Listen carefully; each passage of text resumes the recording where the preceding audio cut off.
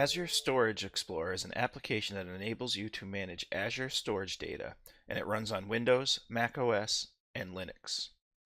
Today I'm going to demonstrate a few ways to use Storage Explorer to manage your Azure storage. When you first open up Storage Explorer, you may be prompted to sign into your Microsoft account that is associated with your Azure account. In my case, I'm already signed into my Microsoft account through Visual Studio, so Storage Explorer is using that information. You can always add an account by clicking on Manage Accounts on the left-hand side, then clicking Add Account. Choose your Azure environment and click Sign In, then follow the prompts from there. Now if I go back to my Explorer, you can see the storage accounts associated with my Azure account. Let's expand the TechSnips 01 storage account and create a new blob container. As you can see, I do not have any blob containers currently created. To create one, let's right-click on Blob Containers and click on Create Blob Container. We will be prompted for a name for this container. I'm going to enter blob1. Keep in mind that these names must be all lowercase letters. Now hit Enter. Once that is created, the blob container editor will open. Right now there are currently no files in this blob container. Let's go ahead and add some files. To add files, I'm going to click on Upload, then Upload Files. Then I'll click to browse to my files. I'm going to upload these text files from a folder on my local C drive.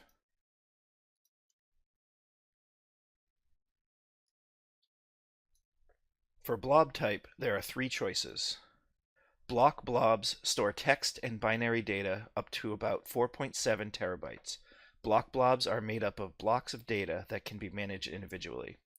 Append blobs are made up of blocks like block blobs, but are optimized for append operations such as logging data from virtual machines.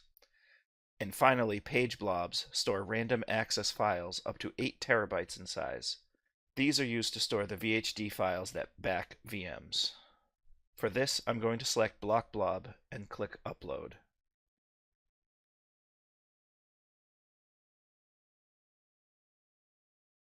You can also upload entire folders by clicking Upload and then select Upload Folder. Simply browse to the folder that you want to upload the same way as we did for the files, and then click Upload. Now we have our folder containing the text files in this container. You can also copy blob containers between storage accounts.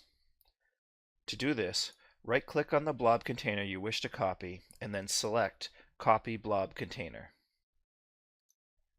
Now I'm going to browse to my TechSnips 02 storage account and right-click on Blob Containers. When I click on Paste Blob Container, the files start copying over.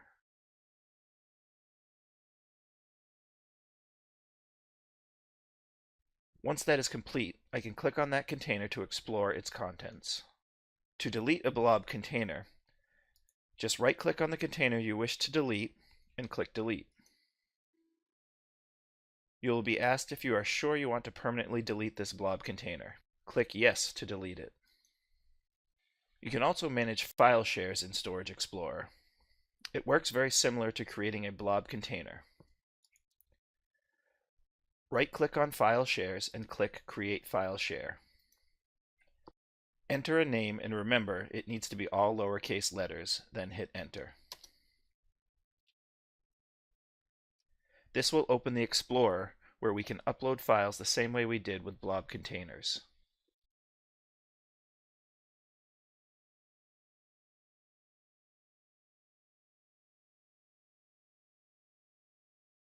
To delete a share, right-click on the share and click Delete, and then click Yes to confirm.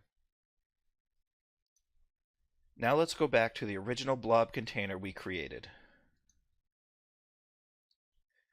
In Storage Explorer, we can also use shared access signatures to delegate access to the resources in the storage account. Right-click on a file in the blob container or the container itself and click Get Shared Access Signature. In the Shared Access Signature window, specify the policy, if there is one, start time, expiry time, and permissions you would like to set, and click Create. This will bring up a second window with a URL and query string you can use to access the storage resource. To manage access policies for a blob container, right-click your desired blob container and click Manage Access Policies. This screen will list any existing access policies if there are any. To add a new access policy, click on Add, then configure your settings and click Save.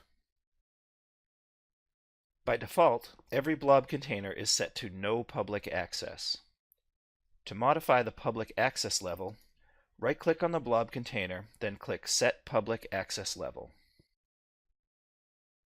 Here you can choose from No Public Access, Public Read Access for container and blobs, or Public Read Access for blobs only. I'm going to select Public Read Access for container and blobs and click Apply. Now, if I select one of my text files in my blob container and click Copy URL, I can paste that into my web browser to see that file's contents.